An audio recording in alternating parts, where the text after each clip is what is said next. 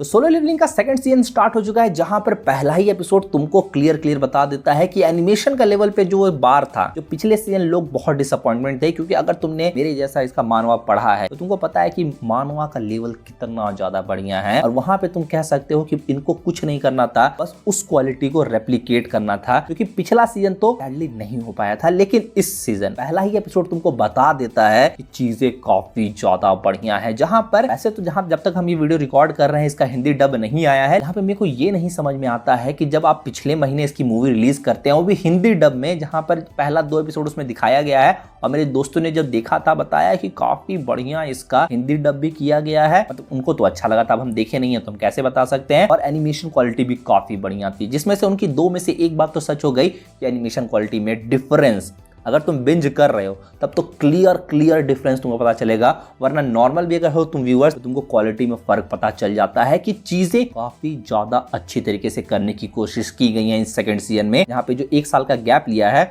Worth it लग रहा है पहला एपिसोड तक। तो अब इस यहाँ पर थोड़ा सा अगर स्टोरी की बात करें तो सोलो लेवलिंग का पहला सीजन जहाँ पे खत्म हुआ था कि अपना जो मेन कैरेक्टर है वो अपनी बहन के स्कूल जाता है, जहां पर उसकी टीचर उसको बताती है कि एक लड़की है जिसको हंटर बनना है, लेकिन वो भी जिन्वू की तरह एक ई रैंक हंटर है। और हम इस लड़की की बात करें जो उसको तुम पिछले सीन में भी देखोगे, ई रैंक वाला सब क्लियर करने। हाँ, तो उसमें जो लड़की ने देखे थे ना, हम लोगों को पता चलता है कि वो उसी की बहन की क्लासमेट है और टाइप ऑफ दोस्त भी है। जहां पर उसी लड़की को थोड़ा सिखाने का चक्कर में टाइगर गिल्ड था ना, वहां पे वो आता है बात करते कि हम लोग ट्रेनिंग के लिए लेके जाना है इसमें, और यहीं से चीजें खराब होने लगती है। यहाँ पे हम लोग को वापस से पता चलता है कि अपना जिन्वू एक डबल डंजन में फंस चुका है, और इस बार ये जो डंजन है वो एक रेड गेट वाला है, जिसमें जब तक अगर तुम अंदर वाले डंजन बॉस को नहीं मारते हो, और जिनको नहीं पता है हिंदी डब जो देखने वाले हैं, इस डंजन का जो बॉस होने वाला है उसकी आवाज अपने भल्लाल देव ने दी है, और जिन लोगों ने सुना है उसकी आवाज बता रहे हैं कि बहुत बढ़िया जच रहा है इस पे। अब हम भी थे उसके लिए एक्साइटेड, लेकिन तो हिंदी डब अवेलेबल ही नहीं था। उम्मीद करते हैं अगले हफ्ते तक आ जाए। यहाँ पर इसके बाद जो नोटिसेबल चीजें तुमको पता चलती हैं, तो सबसे पहले तुम नोटिस करोगे कि सिर्फ 12 एपिसोड पहले अपना जो मेन कैरेक्टर था वो इतना कमजोर था, इतना कमजोर। यहाँ पे जो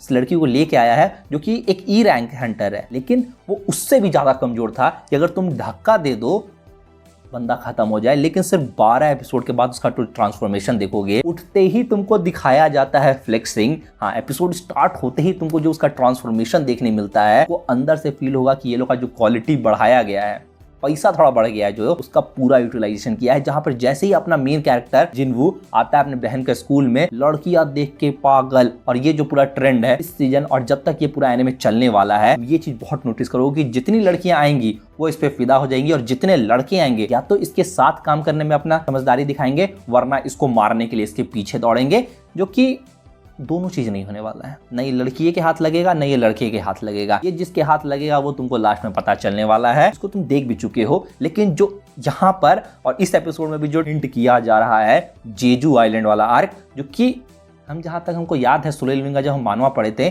तो पहला एपिसोड में उसका कोई ऐसा जिक्र नहीं था, लेकिन एनिमे में उसको पहला एपिसोड, पहला सीन ही वहीं से लोग स्टार्ट करते हैं। एक इतना बड़ा थ्रेट है जो आ रहा है, और अगर ये लोग पहला एपिसोड वाला क्वालिटी अगर मेंटेन कर लेते हैं तो जो तुम लोग के सामने आने वाला है, यहाँ पे अगर तुमको नॉर्मल एग्जांपल देके समझाते हैं, demon slayer, jujutsu Kaisen, dragon ball, तो ये जो कुछ एनिमे हैं तो इनकी क्यों बहुत ज्यादा फेमस है अपने एनिमेशन क्वालिटी की वजह से। और एक जो फाइट सीन्स है जो बहुत ज्यादा तुमने देखा होगा, जैसे कि डीमन स्लेयर में अपर मून 6 वर्सेस अपने साउंड हासिरा वाला, ड्रैगन बॉल का अगर हम बात कर ले तो गोकू वर्सेस जेरिन वाला।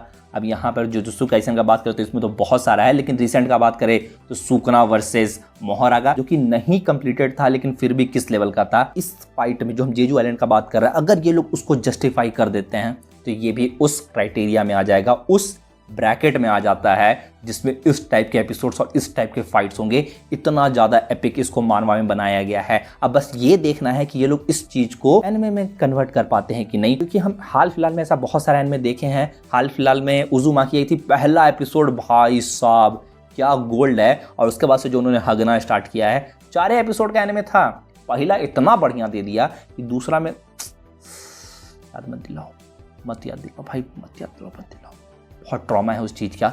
लेकिन हम बस ये चाहते हैं अंदर से कि इस चीज़ को बस ये लोग पहला एपिसोड वाला ही क्वालिटी मेंटेन कर दें, जिसमें जो नोटिसेबल इस चीज़ में सबसे ज़्यादा तुमको लगेगा इस एपिसोड में, वो था अपना इग्रिस पहली बार आया है जिन्वू से हारने के बाद। यहाँ पे जिन्वू को भी उसकी पावर देख के समझ में आती है। यहाँ पे जिन्होंने मानवा पढ़ा है उनको पता है कि वो क्यों ओरिजिनली अपनी पावर्स नहीं दिखाता है, वरना जिन्वू पहले ही मर चुका होता है। यहाँ पे जिन्वू को समझ में भी आता है कि अगर ये इस तरह से लड़ रहा होता, जबकि वो है उसके अंडर है जिन्वू के, लेकिन उस जिन्वू को पता है कि अगर वो इस तरह से लड़ रहा होता जिन्वू से, और जिन्वू जिस लेवल पे था उस टाइम, खत्म कर देता है। ये सोच सकते हो इग्रिस कितना ज्यादा पावरफुल है। और अभी तो बस स्टार्ट हुआ है। जहां पर कमेंट करके तुम बताओ कि तुमको ये पहला एपिसोड कैसा लगा। मेरे को अच्छा लगा, बस हम चाहते हैं कि इसका ये लोग थोड़ा सा क्वालिटी है जो पहला एपिसोड हम लोग को देखने मिला है, इस चीज को मेंटेन करें। तो बस भाई लोग आज की इस वीडियो को इतना ही। वीडियो थोड़ी सी भी अच्छी लगे तो वीडियो को लाइक करना, शेयर करना, चैनल को सब्सक्राइब करना। हम मिलते हैं इस वीडियो में, तब तक के लिए पीस।